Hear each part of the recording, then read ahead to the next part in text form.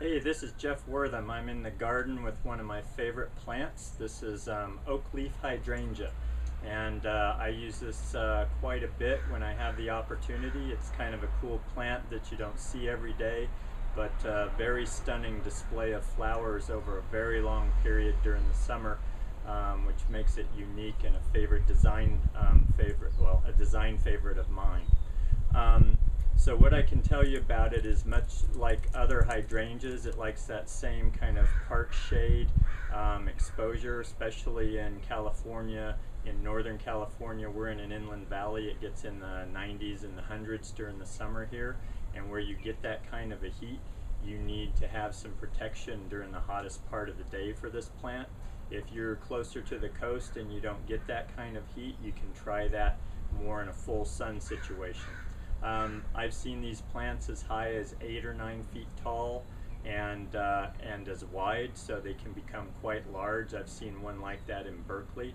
But this plant you see here is about 5 years old, and it's just reaching almost 5 feet tall and has been slow to get there. So if you've got the colder temperatures in the winter and this shrub is growing under a tree, then you probably expect a little slower growth out of that. As you can see too, I have a lot of other plants around here. This is my test area for certain shrubs in my side yard, but it's done quite well, and it hasn't had a whole lot of care, so it's been easy to deal with.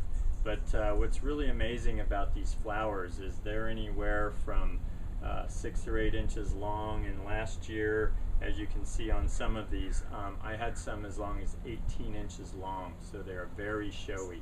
I'll also include a picture of it during the fall or the end of summer when these start to change color and you get kind of an amber tone to the flowers. They just get more and more interesting. So, and even as they fade into the winter, they're still nice when they're dry. They have a nice amber brown color. So they're really good for a good, I'd say 6 months or so in the landscape. Quite a show. So that's Oakleaf Hydrangea. Check that one out.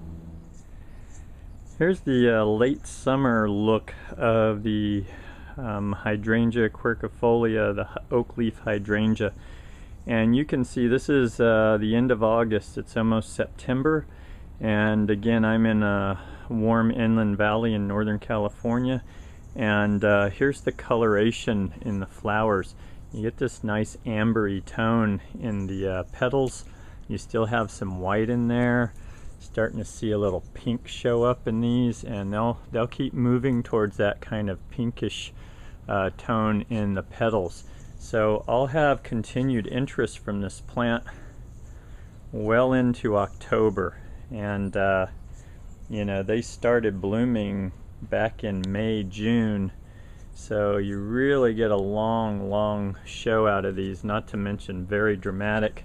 This flower right here is about 18 inches long, and on a bigger, more mature plant, these are quite a statement in landscape. So there's your look at the late summer blooms on Oakleaf Hydrangea.